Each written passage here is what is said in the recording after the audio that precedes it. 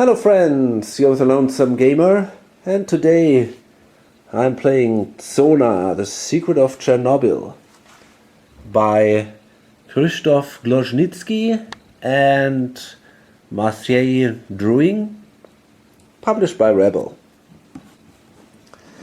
So before we go into the game here, I want to thank my friend Sergey. He gave me that game this year at Essen, and yeah, thanks for that. I really appreciate that. And also Merry Christmas to all of you who are watching when this video is just uploaded. So the game takes place in the area around the nuclear power plant of Chernobyl. I don't think I have to go too much into detail about the historical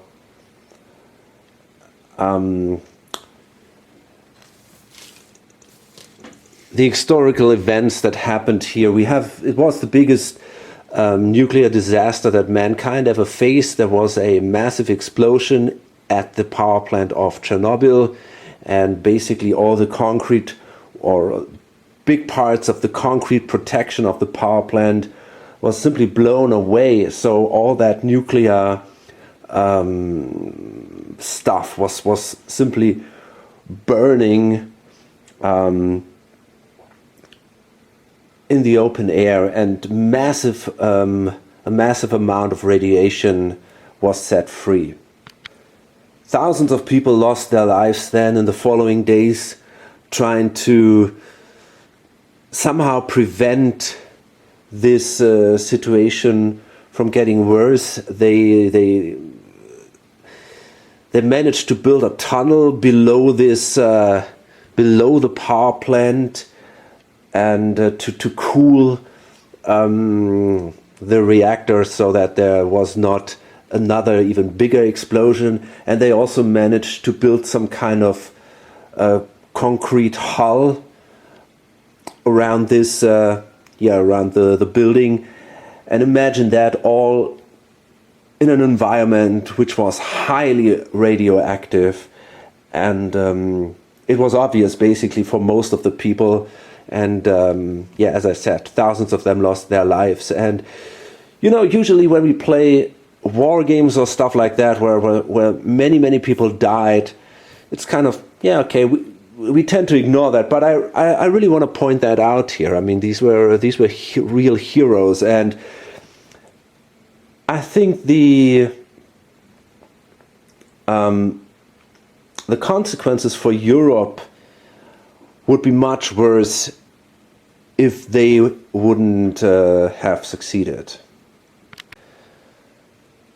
But the game derives not only from this nuclear disaster. It basically goes back to a computer game called Stalker, which goes back to a movie called Stalker, directed by Tarkovsky, and that goes back to a book. It's a Roadside Picnic by the Strugatsky brothers. And the book was written, I don't know when, but long before, I think somewhere in the middle of the 20th century. So long before the disaster. So it was not about the disaster, but it was about a restricted area with strange phenomena where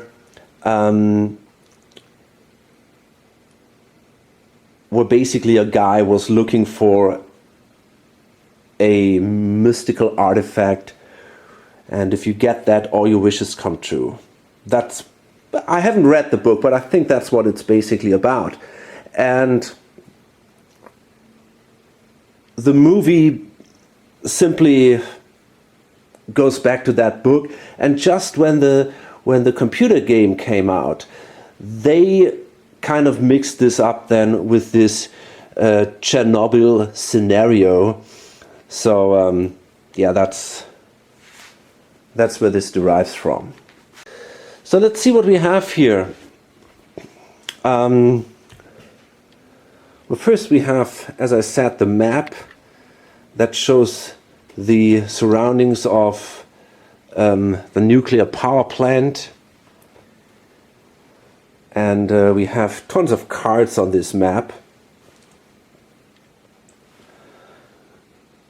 The map is basically divided into, well, we could say 4 areas. We have here the green zone, we have a yellow zone, we have a red zone, and then we have the power plant itself. And the more you go from green to red, the more dangerous it becomes. There are also secret locations. Right here we have the government bunker. Up here, the underground archives. Over here, the emission observatory. And down here, the botanical lab.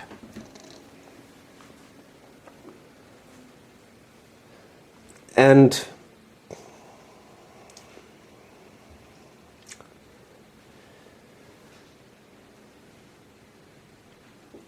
we have additional cards here. These are so-called artifact cards. We have encounters, and up here, yeah, an emission track basically, and some other cards.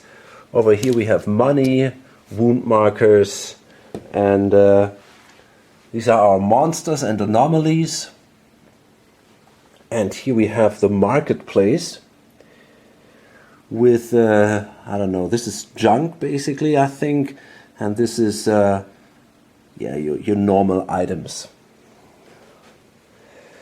This is our character, and I actually really determined him randomly, you know. It's not like I've chosen that guy, the drunkard.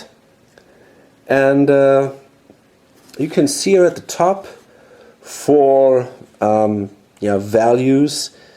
So the first one is alertness, the second one is strength, this one is wit, and the last is willpower. And he's pretty strong. I mean, I would say 2 is kind of average, 3 is okay, and 1 really sucks. Some characters have a value of 4, but that's really exceptional good. By the way, there are 10 characters in this game here. He has a specific, he is also a special ability here, Old Habits. When you use the camping action, heal 1 damage. When you use a substance item, heal 1 damage. Okay, so this is our guy, and he also comes with a really nice miniature. Here it's not painted yet, but I definitely will. Looks awesome. And this guy starts here in the junkyard. He also has a few items that come with him. The waterproof boots. You can prevent 1 radioactive damage, but only once. This is indicated here on the left, the triangle. What you do is you take one of these damages here, place it here, and then if it's the last one, some have here, for example, here you could place 3 damage before it actually will be destroyed. Here you can place only a single damage, and then it is immediately discarded. This thing here is a smoke grenade, also only a 1-use item, and it helps when fighting mutants. The Cossack Moonshine helps us to increase our will during a will test, but it's also only a 1-use item. And then we have this Eye of Short, pretty ugly. That is an artifact, and that can be used without limitation. I mean, it can be used, basically endlessly, but you can only use it once per turn. And it simply gives us an increase of alertness, The problem is I can only do that if I discard a mutant trophy. So if you kill a mutant, you can keep this guy as a trophy. Yeah, if I want to use that, I have to discard a trophy. So because I don't have a trophy now, I basically cannot use that thing. In addition to that, we start with 200 bucks. And this here is our reputation. And this is neutral. This would be a bad reputation. And that is a higher positive reputation. So we start with a positive reputation. Most characters start neutral. I don't know. I don't know why this drunken guy has such a positive reputation, but okay. This thing here is our backpack. And we have 5 slots in our backpack. Sometimes you can find items which are smaller. For example, this one here that has this symbol here. These items, they can be placed here and you can have an unlimited number of those items. And then you have these gear things, it's written down here, gear. And the gear is placed here, but you can only wear a single gear of a specific type. So this one protects our legs, so we could not wear a second gear which would protect our legs. For example, the scavenger outfit protects legs and torso, so we could not wear them both at the same time. We have to make a choice then, and the other one could go in the backpack, for example, but yeah. And of course you can only carry as many items as you have space in your backpack. By the way, these are specific starting items. You can see here that every character starts with 4 specific items. Okay, the game is basically it can be played from, I don't know, 1 to 4 or 5 players, I guess, something like that. I don't really know, but I think it's about 1 to 4 or 5 players. And I'm going to play a solitaire game here. And it's basically my first solo game that I do. I once played a 2-player game, and we'll see now how solitaire works. We are basically it's kind of a race. We try to get to the sarcophagus. This is our goal. We want to find some kind of insanely valuable artifact at the sarcophagus. And to be able to get there, we need to solve 2 secrets. And we have here secret locations. These 4 secret locations: underground archives, emission observatory up there, botanical lab, and the government bunker right here. And when we enter these locations, we can have an encounter there, and then if we're successful, we will solve a secret. But entering these locations isn't that simple. They all have specific random requirements to be opened. So here, for example, we have to discard a yellow mutant and decrease our reputation to open that. Here we got to take 3 I think this is basically sanity wounds, and increase our fatigue by 3. Here we got to discard a green or yellow artifact and 1 mutant trophy. And here we got to discard a secret item which you can only find in secret locations. So basically you got to go to another secret location before you can enter this one. And you can only, the secrets that you solve, they have to be from 2 different secret locations. And once you've done that, you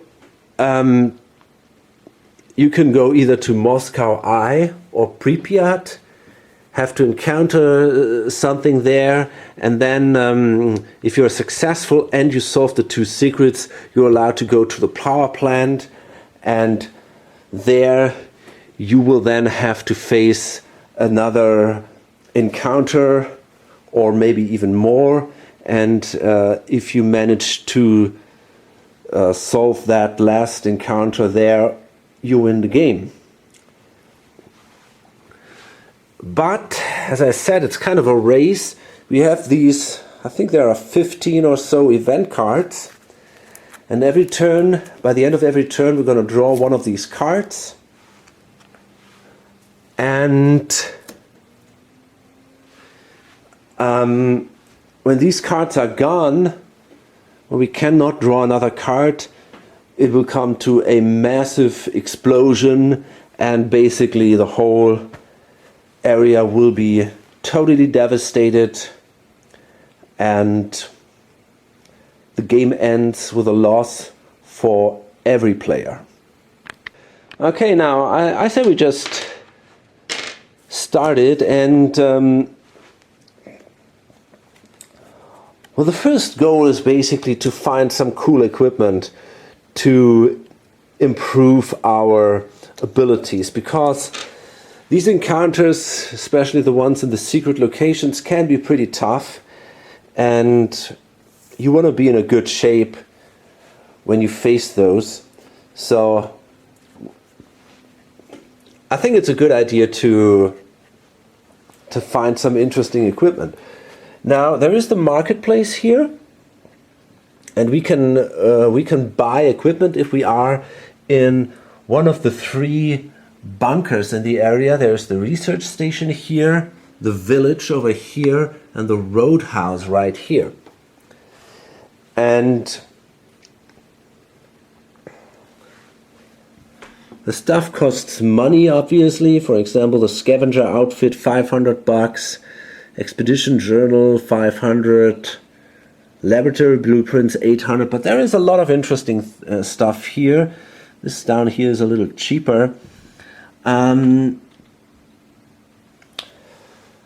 So yeah, as I said, we need basically things that give us some bonus with our abilities. So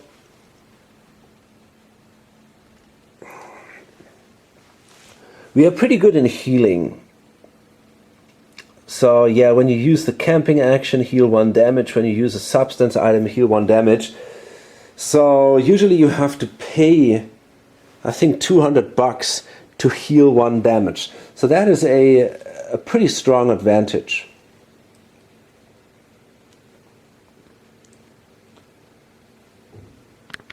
So basically we have now 2 actions with this guy. We could move 1 space, that's 1 action. And we could do that twice, by the way. There is no... in general, you can do the actions in any order, or and as often as you want. So yeah, we can move. We can do a local action. Now the local actions are these small boxes that are written here, but you can do these local actions only once per turn. You can open a secret location. If you are adjacent to a secret location and you fulfill the requirements here, you can open it and then enter the location. You can encounter one of these monsters here that are at your location. You can rest. So you can simply decrease your fatigue, which is indicated here. We'll see what that does later. Or you can simply pass and end your action phase. Okay, so I think first what I want to do is I want to search the junkyard. So I gotta take 2 damage, 2 radioactive damage. So the first damage I can prevent with my waterproof boots. And it's specifically against radioactive damage. There are sometimes other forms of damage. I could not prevent them with this, but I can prevent one of those with the boots. So I'm going to do that, and sadly I have to discard these guys now, but still I think it's worth it.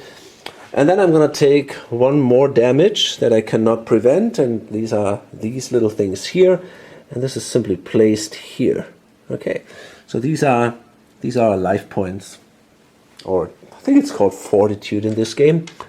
Okay, so now we are allowed to draw 3 junk items and keep 2 of them. So 1, 2, 3. Let's see what we got. Now this is a looter jacket. That already sounds pretty interesting. It helps us with our alert test when we encounter mutants. And it also gives us an additional space. This is this here. To store items, because it has a lot of pockets, I guess. Then we have here a makeshift mask, another gear. Reroll up to 2 dice, showing a specific symbol. I don't know what that is called, but this is only a one-time item, a one-use item. And here we have the makeshift floodlight. Okay, that's kind of cool. You can use that also during alert tests, and you can actually use that 3 times. So I think I want to take that floodlight and probably then the looter jacket. So the looter jacket is gear, so that goes here. And yeah, that's it. That one here goes away. And that was my first action. So I found something useful at the junkyard. And then I want to move down here and to the barracks, and I want to try to attack the wolf pack. So these are mutants. This is indicated by this specific symbol here. And these are green mutants, so they are not that hard to kill compared to the yellow ones that are, for example, here. So we flip this thing here, and it says cornered. If you fail the alert test, you must resolve the confrontation test. So basically, these encounters work in the following way. You have to do 2 tests. The first test is usually an alert test. So you just basically have to find these things, right? Or they kind of want to attack you, and you check out if you can see them or not. If you don't, you take the damage which is indicated here.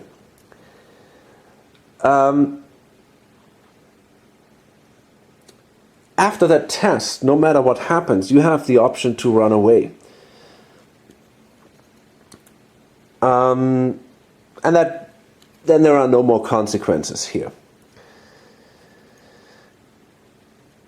You also can then confront the enemy with this lower test here. That's the confrontation test. And if you manage to do that, you get the reward. If you don't, you take the damage here again. So let's see. The wolf pack. It's an alertness of 2, so I only have 1. That's not too great, but still I want to try it. My goal is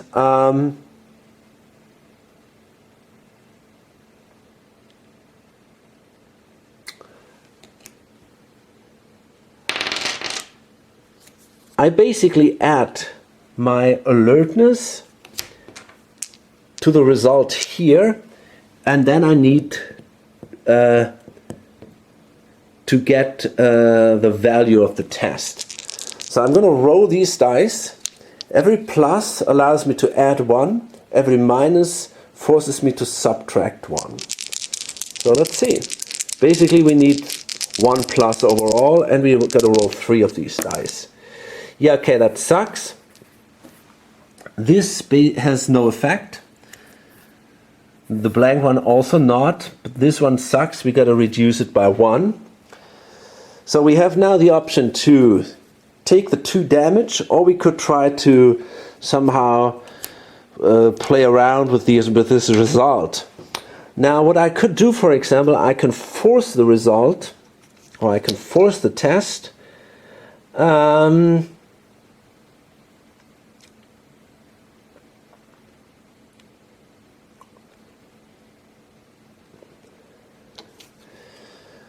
By re-rolling a die. If I spend 1 fatigue, I would be allowed to re-roll a die. But I could also, and here I'm not absolutely sure actually, I could use my smoke grenade, and I think that would allow me to simply change the result into a plus result. Okay, that's actually not true. It would add 1 success to the result, but it doesn't change the result. So here's the thing. First, I want to get rid of this minus. So I want to force the test, and I take 1 fatigue. So I raise this, and that allows me to re-roll that die. I can only do that once per test. Oh, fuck. Okay, that was bad luck. There, by the way, there are 2 minus symbols, 2 plus symbols, one of these weird ones, and a blank. So that was a pretty bad start. Okay, anyway, I think what I want to do is I then want to use my looter jacket, which adds 1 plus to the result. And I can only use, by the way, each item once per test. And then I could use my makeshift floodlight, which neglects 2 minus symbols. This is indicated by that. So that gives me, yeah, exactly. So in this way, this minus goes away, and I have a plus 1 and another +1. So that's 2. That is enough to fulfill the requirements of this alert test. So that was pretty painful. That was already pretty expensive, but I don't want to take the damage. Damage is pretty bad, I think. Even though I can heal in a good way, but I still don't like that. And now we got to fight the guy. We got to do a strength test here. So we have a strength of 3. So basically we need to come out even. Then we're good. And that was good. We got 2 plus and a minus, so we get a 4 overall. That's enough to kill the wolf pack. That means we get these guys as a trophy, and we can sell them for 500 bucks in a bunker. Okay, cool. So that was my first move, and then next, you can see after the action phase, we come to the event phase. And now we draw from one of these piles of events, the green one if we are in the green zone, the yellow one if we are in the yellow zone. So we draw one of those and see if the barracks appear here. We have the farms, and there we have the barracks. Okay, cool. You find yourself in a crossfire. The scavengers are fighting with the army over this area. The army starts to gain the upper hand. So now we can make a choice. You join the army, guys.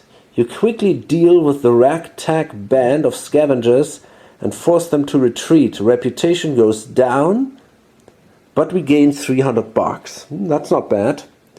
Or you side with the scavengers, but you're still forced to retreat. You grab a wounded scavenger and try to lead him out of the war zone.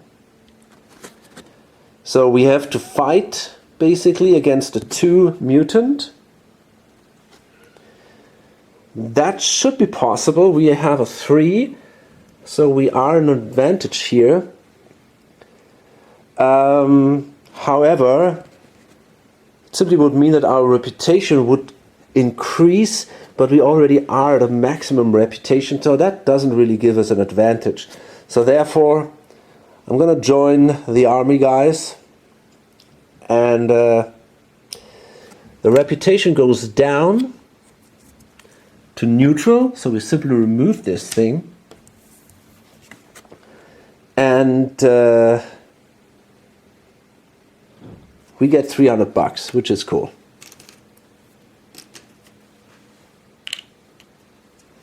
So 500 right now.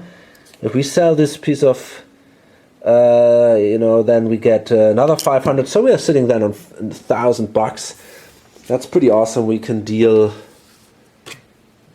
make some good deals then at the marketplace, I guess. Okay, so that was the event phase, and now we come to the rumor phase. We got to draw one of these rumor cards now. Let's see. So first of all, here on the top left, that indicates how much the emission track increases. So we got to move this one space down here. If it ends here, there will be an emission, and if we are not somewhere in a bunker or the secret location, so somewhere indoors at that time of the emission, we are in a lot of trouble. But at the moment, that is not a big deal. Now it says freezing rain. Leaden clouds bring torrents of ice-cold rain. Now that indicates this is a kind of an ongoing effect, the clock. Choose a green or yellow location, place the rumor token there. In order to move from that location, a scavenger must increase the fatigue by 2. Okay. So the rumor token will always be placed when you play solo. In these kind of situations, it has to be placed on your own space. So yeah, we have now there the freezing rain, and I'm going to place that one here. Well, that obviously sucks if we want to move away from there.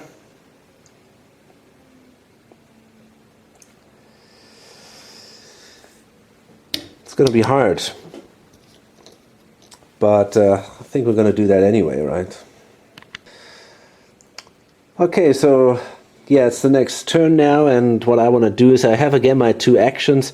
I want to move out of the barracks into the wetlands. That means I'm gonna have to increase my fatigue value by 2, so it is already by 4 at 4. If it would be at 5, we would not be allowed to increase it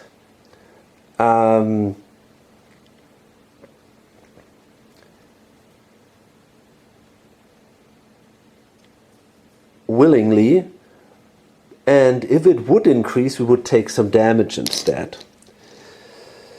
So okay, we're now here at the wetlands, and whenever you enter an area with a monster or an anomaly inside, you have to encounter these guys. So we have to encounter the launcher now.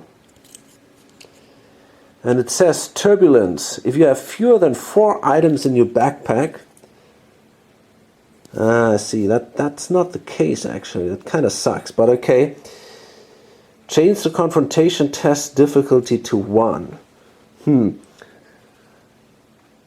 Sadly, that is not the case. But okay, I want to do that anyway. I want to try it.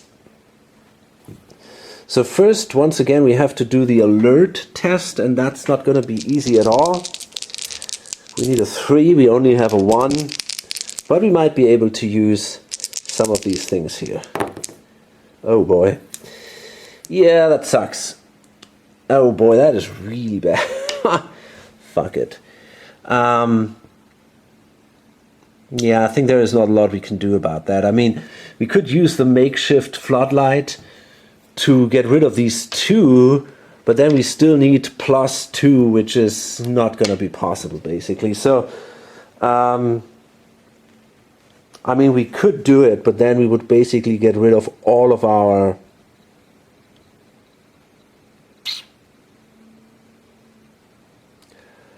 No, we couldn't even do it. No, it's impossible. We can only use these things against mutants, but not against anomalies. So yeah, we got to take 1 damage, 1 wound in this case, because it's a red damage marker, and 1 fatigue. So that kind of sucks. Our fatigue is already at 5. Definitely not good. And there we go. But now we can confront this guy. We need a wit test of 3. We only have 2. Maybe that was a little too optimistic. Yeah. Well, we'll see what happens, right? Oh, fuck. So we could re-roll that thing, but we can't because we cannot force the test because we already have our maximum fatigue. So that was actually a very bad idea to do that. So that means we take another 2 wounds, and we are already in a very bad shape here. Oh man, that was stupid. I don't know how I thought I could actually do that. Somehow I was under the impression I could make that test, but yeah, that was very bad. So I took a bad hit here from this launcher. And anyway, I have an additional... I could encounter another one of those as a... But I really don't know if I want to do that. I think I kind of prefer to move to one of these areas to heal. But before I do that, or do I want to do it immediately? I could also simply rest, which would allow me to decrease my fatigue by 1. But I think I actually want to move 1 more space, and then next turn in the village I can camp and heal a little bit, decrease my fatigue, all that stuff, and maybe make a few good deals. I think it's more than necessary to do so. But first we're going to have an encounter. So let's see what that is. We are at the frontier. So that's another location. We have here junkyard and quarry, so we got to check here. You enter an inconspicuous building only to find it's full of scientific apparatuses. A woman in a dirty lab coat regulates the knobs of an oscilloscope, seemingly without reason. No one to disturb the disturbed. You sneak into the adjacent room. Maybe there's something to loot. Draw 1 junk item for each point of alertness you have. Keep 1 and discard the rest. Well, we only have a single alertness. So let's do that. We draw a junk item. Wow, man, that's awesome. That is much better than junk, actually. This is a double-barreled shotgun. Holy crap. That is awesome. Okay. In the last room, you find a metal locker with a padlock. If you have a crowbar, you may use it to gain 1 additional item. Well, we don't have that, but I think we can be more than happy with the result here.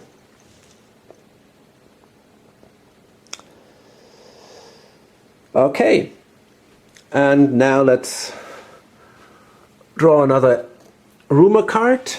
Okay, that says locked bunker, and there is no effect for the emission here. There was some sort of accident. Until the cleanup crew arrives, we need to find ourselves a new base of operations.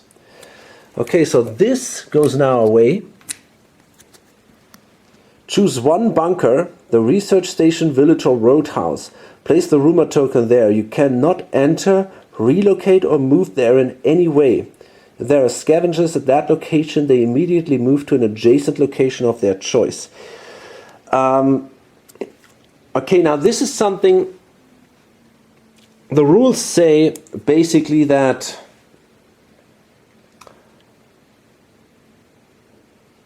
only if it says choose a location, where then it's always the location of your scavenger. But in this case, we have to choose a bunker. So this is our own choice now. We will want to place that thing. I want to place it here at the roadhouse. That there it doesn't disturb us in any way. And okay. So yeah, I'm done with this for now. Gonna load this up and hope to see you on the next video on lonesomegamer.com. Bye.